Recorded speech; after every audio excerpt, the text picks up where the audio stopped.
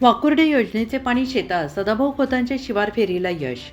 सांगली जिल्ह्यातील शिराळा तालुक्यातील वाकुर्डे बुद्रुक योजनेचे पाणी वाळवा तालुक्यातील सुरुल, ओझरडे आणि रेठरे धरण परिसरात बंदिस्त पाईपलाईनद्वारे प्रथमच पोहोचलेलं आहे. त्यामुळे शेतकऱ्यांमध्ये आनंदाचे वातावरण निर्माण झाले आहे.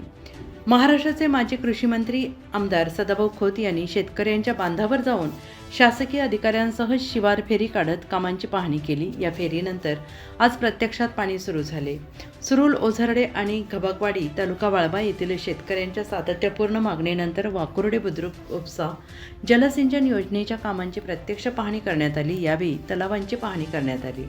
महायुती सरकार शेतकऱ्यांच्या प्रगतीसाठी विविध योजनांद्वारे पाठीशी उभे आहे. तसेच जिल्हा आणि तालुका स्तरावरील अधिकारी शेतकऱ्यांच्या हितासाठी कार्यरत असल्याचं यावेळी सांगण्यात आलं आहे. आमदार सदाभाऊ खोत यांच्या शिवार फेरीनंतर आज या भागात पाणी सुरू झाल्याने शेतकऱ्यांना मोठा दिलासा मिळतो आहे. निवृत्ती पाटील, ओझरडे. योजनेचं पहिल्यांदा पाणी आलं, तुम्हाला काय वाटतं? 1923 साली ही योजना पूर्ण झाली, शासनानं केली. भरपूर शासनानं खर्च केला. पाणी आल्यानंतर आम्हाला आनंद वाटला. परंतु जसं कडेगाव भागात घाटावर पतंगराव कदमानं जसं पाण्याचा वस्तुस्थिती वगळवड वाहत्यात, तसं बी ह्या भागात व्हावं अशी आमची अपेक्षा आहे.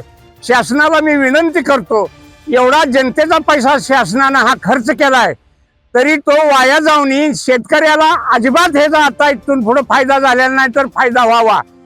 एक तरी शेतीला पाणी पाटाद्वारे द्यावावं, नसेल तर प्रत्येक ओढ्याला वगळीला पाणी सोडावं, जेणेकरून शेतकऱ्याच्या विहिरी भरतील आणि त्यांना फायदा होईल. ही